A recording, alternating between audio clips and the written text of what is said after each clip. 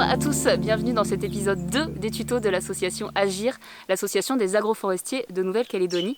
Aujourd'hui, je suis accompagnée de Michael, qui est l'agriculteur qui s'occupe de ce champ à Dumbéa. Bonjour Michael. Bonjour Marilyn.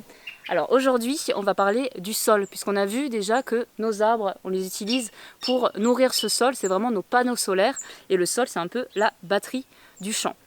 Contrairement à une agriculture traditionnelle où en fait on va puiser dans ce sol, on va rajouter des engrais qui vont peu à peu tuer sa vie, on va essayer vraiment d'amplifier cette vie et d'améliorer sa qualité, sa richesse, qui va ensuite être transmise à la qualité de nos produits et donc de votre alimentation à vous. Donc Michael, est-ce que tu peux nous expliquer qu'est-ce qu'il y a dans ce sol et comment on s'en occupe?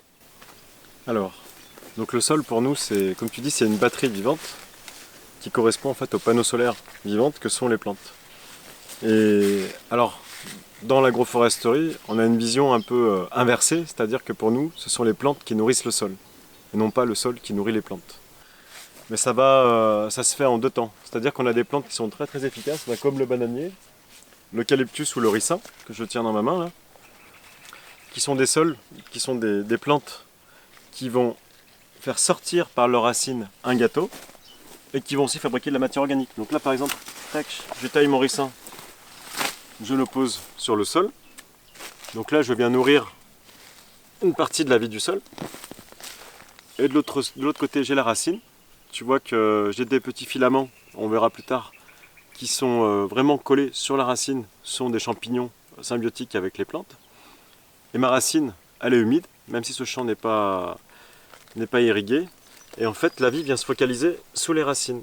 Et si je cherche le sol qui était dessous mon ricin, je vois que j'ai un sol qui à l'origine était plutôt jaune-orange, donc il est devenu brun, vraiment couleur terre, humus. Ça fait des agrégats comme je tiens dans ma main, donc ça veut dire que c'est des particules.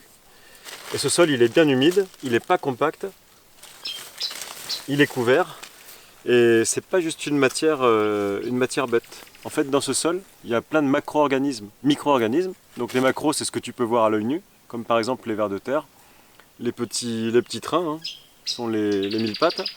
Et puis il y a aussi ce qui ne se voit pas, c'est-à-dire les champignons symbiotiques avec les plantes, et puis les champignons décomposeurs, les bactéries, et tout ça, ça forme un organisme qu'on appelle le sol, qui est vivant.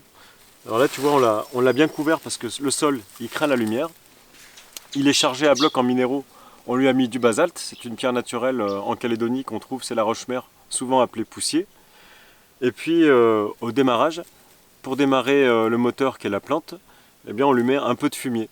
C'est un peu comme la batterie du moteur de ta voiture, c'est-à-dire que tu as beau avoir un gros moteur, mais sans la batterie tu ne démarres pas. Voilà.